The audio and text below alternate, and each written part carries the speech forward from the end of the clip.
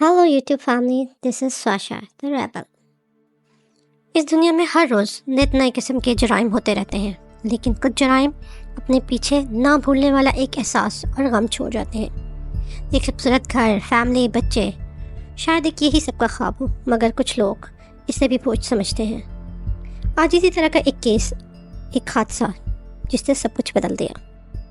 ये कहानी है एक नौजवान शादीशुदा जोड़े शनाइन वॉट्स और क्रिस वॉट्स की। इन दोनों की दो बहुत ही खूबसूरत बेटियां थीं, बेला वॉट्स और सेलेस्ट। इन दोनों का ताल्लुक अमेरिका की रियासत कोलोराडो से था। इन दोनों की मोहब्बत का आगाज़ एक इंटरनेट मुलाकात के ज़रिए 2010 में हुआ और फिर यूं ये मोहब्बत बढ़ते बढ़ते शादी में तब्दील हो गई और 2012 में बाकायदा इनकी शादी हो गई। दिसंबर 2013 में इनकी बड़ी बेटी बेला वॉट्स पैदा हुई और इसी तरह जुलाई 2015 में इनकी छोटी बेटी सेलेस्ट पैदा हुई और अगस्त 2018 में शनाइन वॉट्स तीसरी दफ़ा प्रेग्नेंट थी और वो 15 हफ्ते की प्रेगनेंसी से थी। इनके जो शौहर थे क्रिस्टोफर वॉट्स, वो एक पेट्रोलियम कंपनी में मुलाजमत करते थे।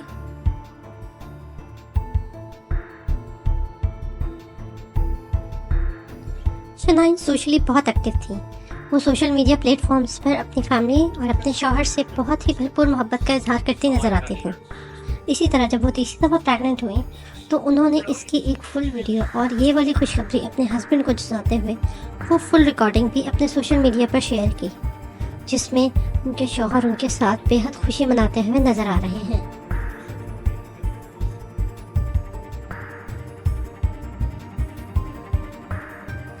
शनाइन अपने घर से ही एक मल्टी लेवल कंपनी के लिए मार्केटिंग का काम करती थी। वो अपनी एक मीटिंग के सिलसिले में शहर से बाहर गई हुई थी और 13 अगस्त 2018 को रात 2 बजे वो अपने घर वापस लौटती हैं। इस रात उनको उनकी दोस्त, जो कि उनकी कुलीग भी थी, निकोल, उन्हें अपने घर पर छोड़ देती हैं। इस 2 दिन की मीटिंग जो कि वीकेंड पर थी, इसमें क्रिस उनके बच्चों के साथ उनके घर पर ही होते हैं। निकोल रात को शनाइन को उनके घर ड्रॉप करने के बाद घर चली जाती हैं और सुबह उठकर वो शनाइन की खैरियत मालूम करने के लिए उन्हें पहले कॉल करती हैं। जब कॉल का कोई भी जवाब नहीं आता तो वो उन्हें टेक्स्ट मैसेजेस करती हैं, क्योंकि उन्हें पता था कि उनकी दोस्त शनाइन की सुबह गायनी के डॉक्टर के पास एक अपॉइंटमेंट भी है, प्लस उसके बाद उन्होंने एक बिजनेस मीटिंग भी अटेंड करने जाना था। और इस तरह से शनाइन की तरफ से फिर भी कोई जवाब मौसूल नहीं होता। वो अपनी बिजनेस मीटिंग प्लस गायनी के पास अपॉइंटमेंट दोनों मिस कर देती हैं। इन सब सूरत हाल को देखकर उनकी दोस्त निकोल बहुत ज़्यादा फिक्रमंद हो जाती हैं और इस तरह से दिन 12 बजे वो उनके घर बाहर पहुंच जाती हैं।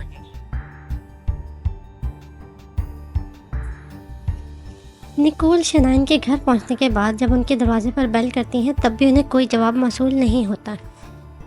तब निकोल शनाइन के हस्बैंड क्रिस को नोटिफाई करती हैं कि आप कहाँ हैं। वो उस टाइम काम पर गए हुए होते हैं और इसके साथ साथ ही निकोल स्टेट पुलिस को भी वेलफेयर चेक के लिए कॉल कर लेती हैं। वेलफेयर चेक के लिए तकरीबन 1:40 पर वेलफेयर पुलिस आती है और वो आकर क्रिस से मिलकर उनके घर की तलाशी की इजाज़त ले लेते हैं। घर के अंदर तलाशी के दौरान निकोल का कोई नामो निशान नहीं मिलता। शनाइन का पर्स उनके घर के किचन के डाइस पर पड़ा हुआ मिलता है, जहां पर उनकी चाबियां और उनके बच्चों की एलर्जी की दवाइयां भी उसमें मौजूद होती हैं। शनाइन का फ़ोन उसके घर में सोफ़ों के कुशन्स के दरमियान पड़ा हुआ मिलता है।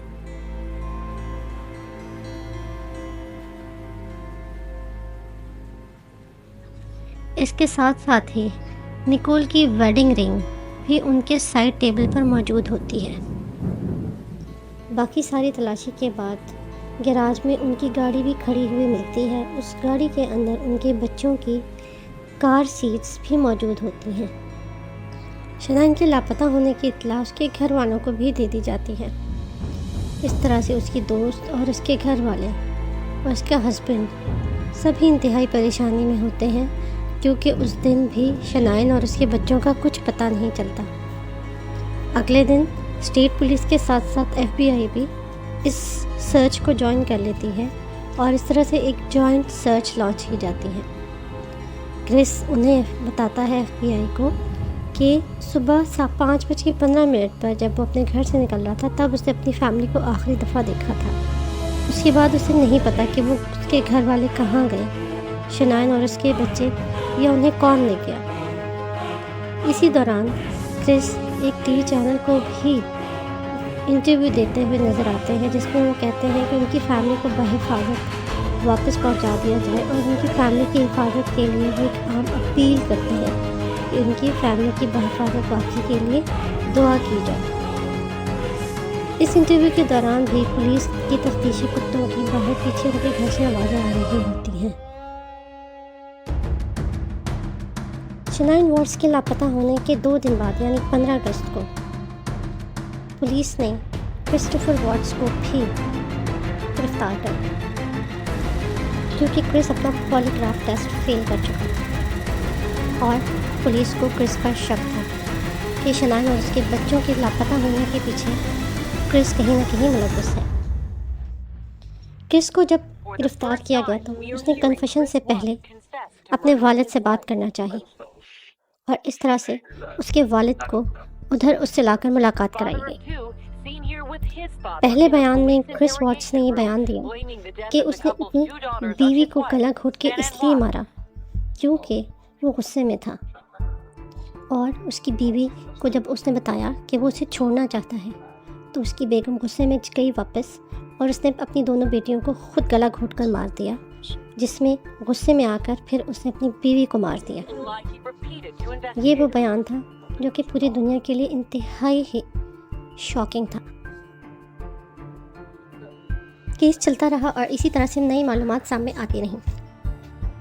क्रिस का ये बयान कि जब उसने शनाइन से अलहदगी की बात की तो शनाइन ने उनकी दोनों बेटियों को गला घोंट के मार दिया और साथ में ये धमकी भी दी थी पहले कि वो अब अपनी बेटियों से कभी नहीं मिल सकेंगे, जिसकी वजह से वो गुस्से में आकर उन्होंने शनाइन के साथ भी वही सलूक किया और उन्होंने शनाइन को भी गला घोंट कर मार दिया।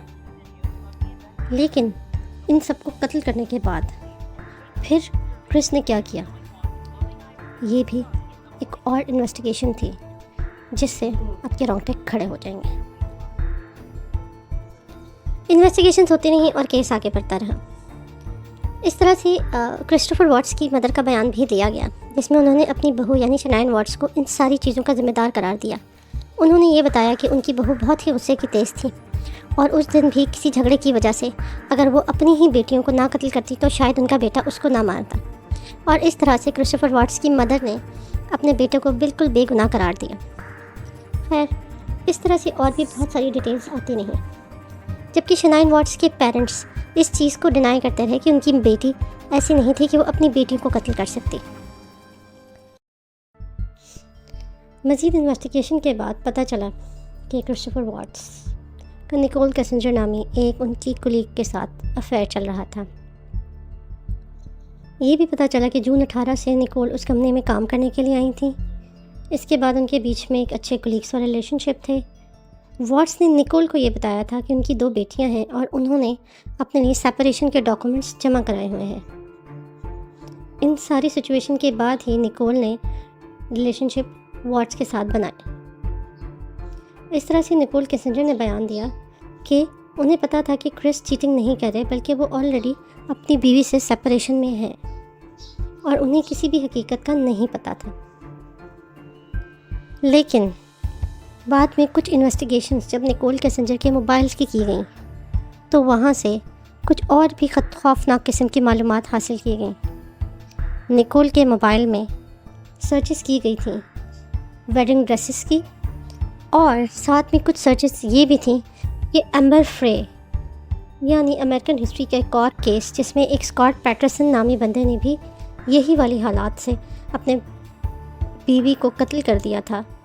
उनकी गर्लफ्रेंड थी एम्बर फ्रे, यानी एम्बर फ्रे को कितनी अमाउंट मिली थी इस सारे केस के बाद। सो निकोल कैसेंजर अपने मोबाइल पर ये सारी सर्चेस करते हुए मिली थी।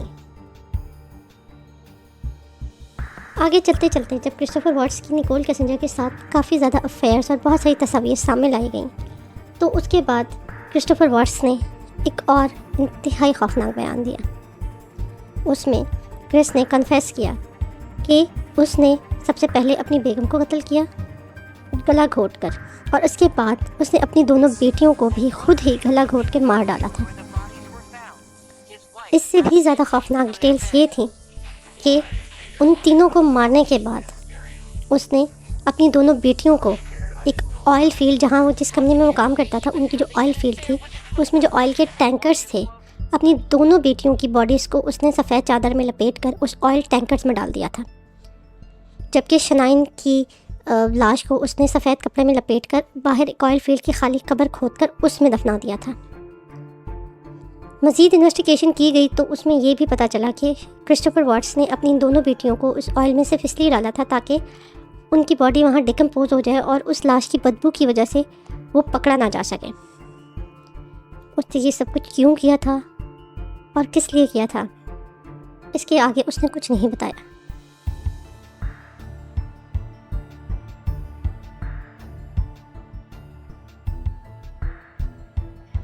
क्रिस वाट्स की कन्फेशन के बाद उसकी दोनों बेटियां, जो कि उसने ऑयल फील्ड में पैक करके चादर में डालकर फेंक दी थी, वहाँ से उनकी दोनों बेटियों की लाशों को लेकर आया गया और खाली कब्र से शनाइन वाट्स की लाश को रिकवर करके ऑटोप्सी के लिए लेबॉर्ट्री लाया गया।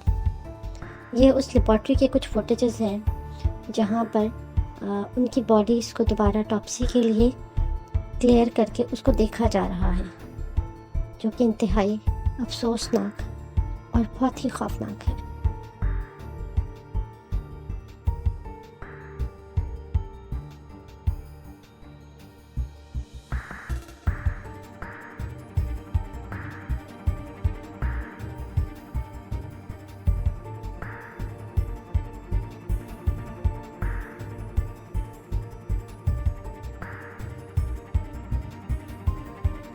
क्रिस्टोफर वाट्स के कन्फेशन के बयान के बाद अमेरिकन अदालत ने उन्हें 5 लाइफ सेंटेंसेस की सज़ा सुना दी।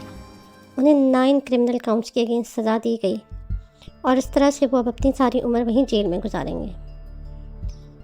इसके बाद क्रिस्टोफर वाट्स ने मज़ीद कोई बयान कुछ भी नहीं बताया कि उन्होंने ये सब कुछ क्यों, क्या वजह बनी। उन्होंने ख़ुद अपने अफेयर का भी एतराफ़ नहीं किया, सिर्फ चुपचाप अपनी सज़ा सुन के वो चुप रहे।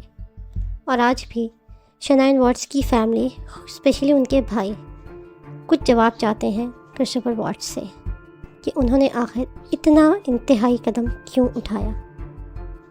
ये है शनाइन की वो आखिरी आरामगाह, जहाँ उनकी दोनों बेटियों और उनके अनबॉर्न चाइल्ड, जिसको नाम उन्होंने नीको रखा था, उसको रखा गया है।